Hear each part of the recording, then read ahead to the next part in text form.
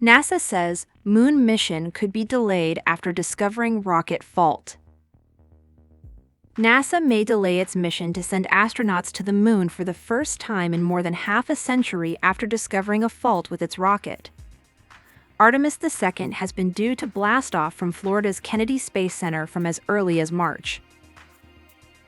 On Friday night, however, NASA discovered that the flow of helium, which is required for launch, to the rocket had been interrupted during a key part of the preparation process.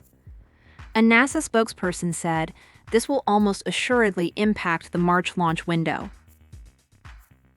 Before the setback, the agency had announced that it was targeting March 6th to launch 4 astronauts around the moon and back.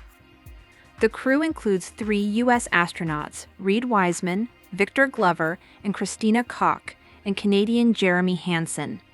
They would become the first astronauts to fly to the moon since Apollo 17 in 1972 and make the farthest human flight into space ever. There are no plans for the mission to land on its surface, however. Artemis II is a precursor to NASA's planned astronaut moon landing with Artemis III, which is scheduled for 2028. The Artemis missions are part of NASA's long-term plans to build a space station called Lunar Gateway, where astronauts will be able to live and work and prepare for missions to Mars. A first rehearsal for the launch earlier this month was disrupted after a hydrogen leak was discovered. But a second test was completed on Thursday without any leaks identified after technicians replaced 2 seals, which launch director Charlie Blackwell-Thompson described as a big step in us earning our right to fly.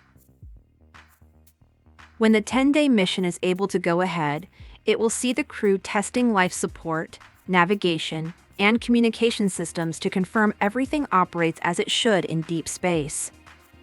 The capsule will then enter Earth's high orbit where the crew will manually pilot Orion before control is handed back to controllers at NASA's Johnson Space Center in Houston, Texas. The astronauts will then spend 4 days circling the moon, traveling approximately 4,600 miles beyond its far side before returning to Earth and splashing down in the Pacific Ocean.